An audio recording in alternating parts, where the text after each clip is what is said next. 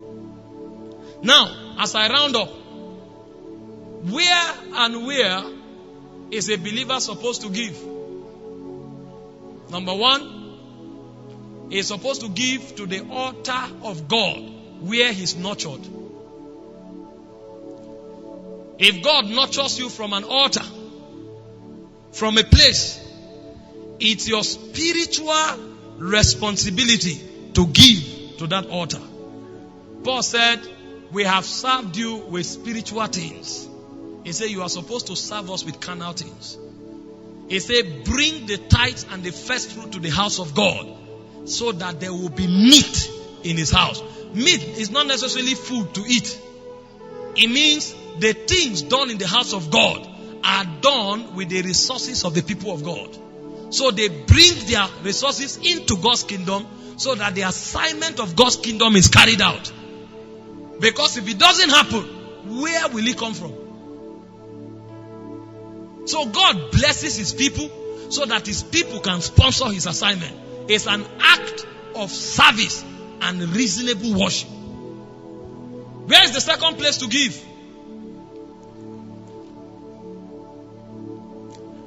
You give to the poor. The Bible said, him that giveth to the poor lendeth unto the Lord. That means when a man gives to the poor, God becomes his debtor. There is a place where God blesses you because he's your father. There is a place where God blesses you because he's your creditor. He said when you give to the poor, you make God your creditor. You lend to the Lord. And as you lend to the Lord, God will always pay. He said, him that looketh on the poor with pity shall not lack. So you don't only give to church.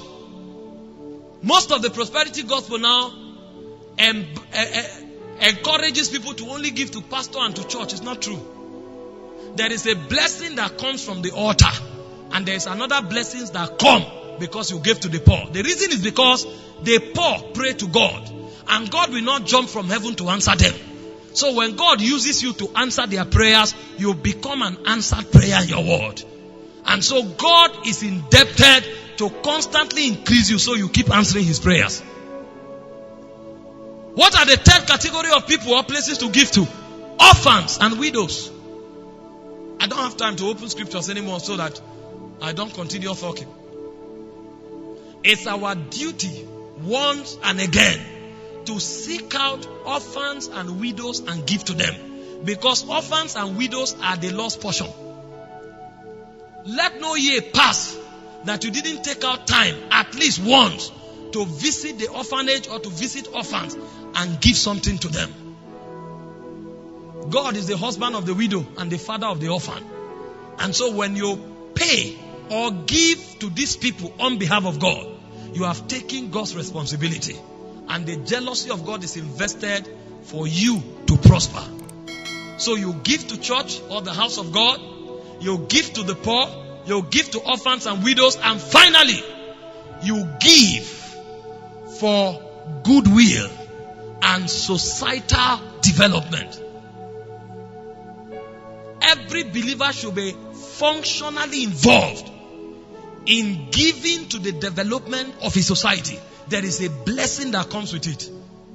When you begin to give towards the things happening in your society, you are empowered. It's not only politicians that should buy cars and give to the police.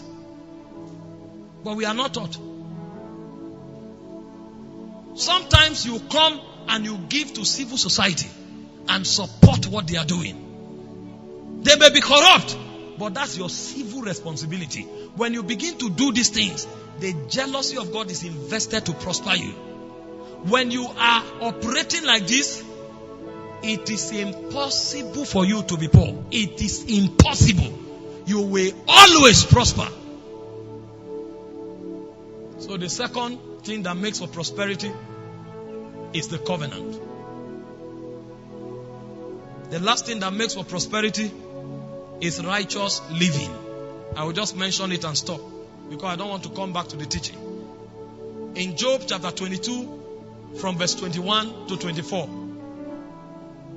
Job, the Lord was teaching us through that book And he said, acquaint now thyself with him and be at peace. Therefore good shall come unto you. Verse 22. He said, receive, I pray thee, the law from his mouth, and lay up his words in thy mouth. Verse 3, which is my emphasis. He said, if thou return to the Almighty, thou shalt be built up. Thou shalt put away iniquity far from thy tabernacles. And verse 24, he said, you shall lay up gold as dust. Many people quote, you shall lay up gold as dust, and the gold of Ophir as the stones of the brook. It's a lie. You will only lay up gold as dust if you turn to him, put his word in your heart, and put iniquity far from thy tabernacle. When you do this, he said you will lay up gold as dust. 3 ways to prosper in this kingdom is to walk with your hands, engage the covenant, and to live away from iniquity, completely submitted to God. Bow your heads and pray. So river flow,